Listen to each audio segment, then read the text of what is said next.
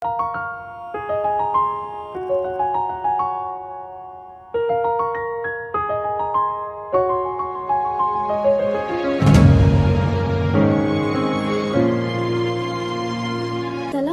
warahmatullahi wabarakatuh. Saya Nuraini Izzati binti Samsudin. Pada hari ini, kumpulan kami akan mengupas dengan lebih lanjut mengenai artikel yang telah kami lakukan yang bertajuk autoplay. Apa itu autoplay?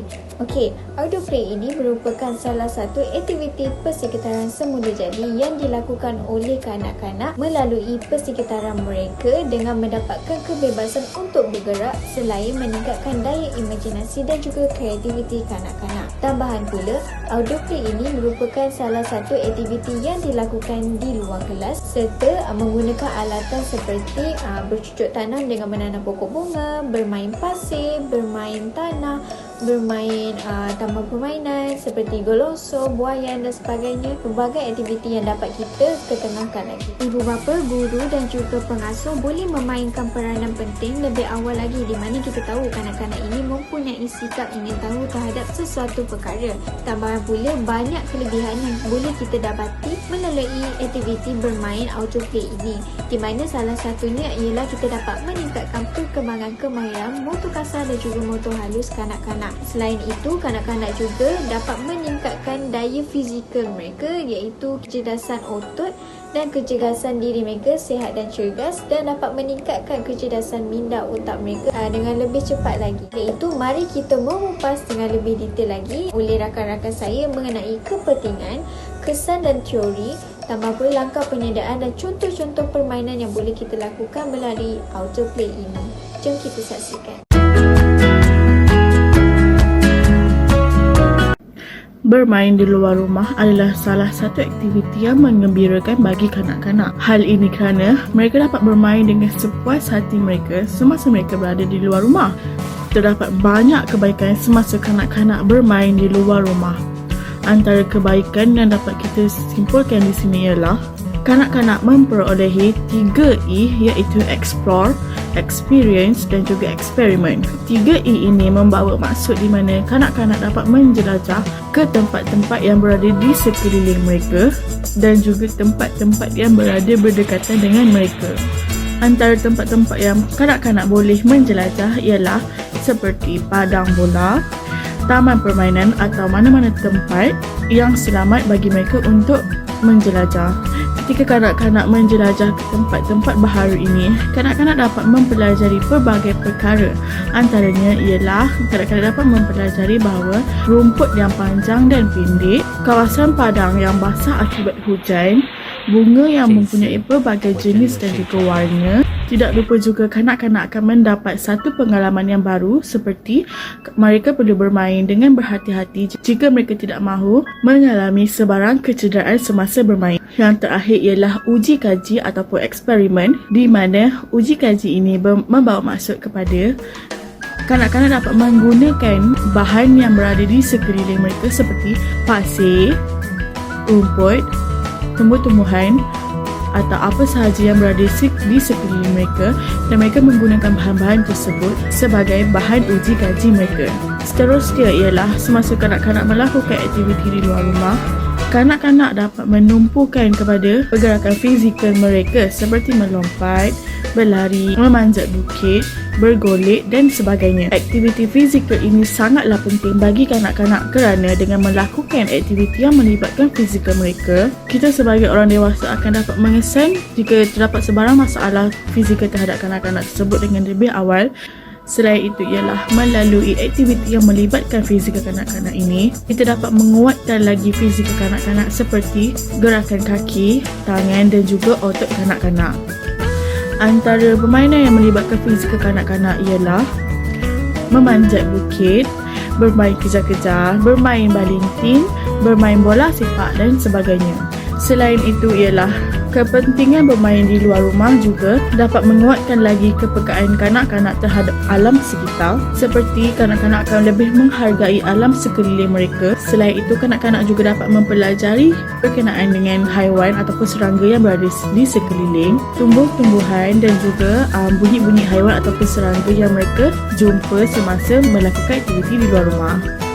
Dengan melakukan aktiviti di luar juga, kanak-kanak dapat mempelajari dengan menyentuh pelbagai jenis permukaan tumbuh-tumbuhan yang mereka jumpai, dan dengan ini mereka juga dapat mempelajari pelbagai jenis tumbuh-tumbuhan ataupun bunga-bunga yang terdapat di sekeliling mereka. Kepekaan kanak-kanak terhadap alam sekitar ini adalah sangat penting agar kita dapat menerapkan dalam diri mereka bahawa kita perlu menjaga alam sekitar kita dan kita perlu menjaga tumbuh-tumbuhan agar kita tidak merosakkan atau mencemarkan alam sekeliling. Dengan aktiviti yang mereka lakukan di luar, kanak-kanak juga dapat mempelajari berkenaan dengan tumbuhan ataupun serangga yang mereka jumpai dengan lebih pantas kerana mereka melihat tumbuh-tumbuhan dan serangga tersebut dengan mata mereka sendiri dan mereka mempunyai pengalaman dengan memegang serta melihat dengan mata kasar mereka sendiri. Aktiviti di luar juga dapat memberikan peluang kepada kanak-kanak untuk bergaul dengan rakan sebaya mereka. Dengan cara ini, kita dapat menguatkan lagi cara kanak-kanak bercakap, bergaul serta berkongsi idea mereka bersama dengan rakan mereka yang lain. Dengan cara ini, kita dapat mengukuhkan lagi percakapan kanak-kanak, cara kanak-kanak bergaul dengan rakan sekeliling dan juga berkongsi idea dengan rakan mereka, bermain dengan cara yang pelbagai. Apabila kanak-kanak ini bermain dengan rakan sebaya mereka, mereka akan lebih bersemangat untuk bermain dan juga berkongsi idea, di mana kadang-kadang ianya melangkaui batas kita sebagai seorang dewasa. Apabila bermain bersama rakan, cara ini juga secara tidak langsung dapat menggalakkan lagi kanak-kanak untuk bertutur dengan baik dan juga berinteraksi dengan orang sekeliling mereka. Kanak-kanak juga akan menggunakan lebih banyak perbendaharaan kata berbanding ketika mereka bermain di dalam rumah.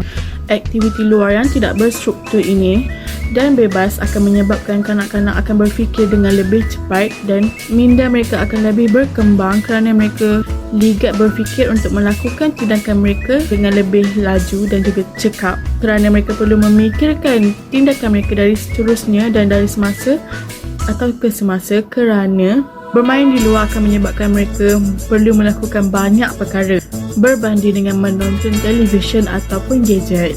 Akhir sekali ialah melalui proses ini juga kanak-kanak dapat mempelajari bagaimana untuk menguruskan emosi mereka semasa berinteraksi dengan rakan sebaya ataupun menguruskan emosi mereka semasa mereka mencadangkan idea kepada rakan yang lain. Ini juga dapat mengajar kanak-kanak untuk membuat keputusan, menaikkan keyakinan diri kanak-kanak serta menghormati keputusan orang lain.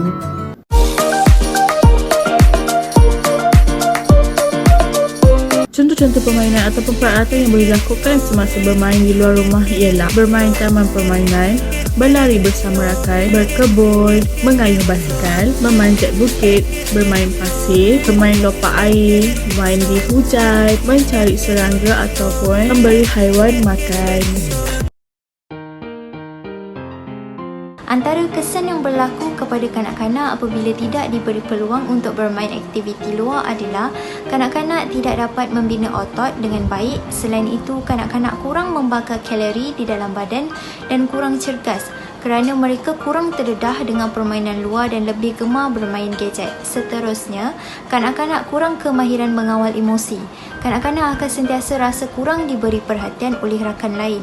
Selain itu, kurang membina kreativiti dan kurang kemahiran penggunaan minda dan sekaligus melemahkan kemahiran akademik dalam kesan jangka masa panjang. Seterusnya, kesan baik kepada kanak-kanak. Ia dapat melegakan stres kanak-kanak.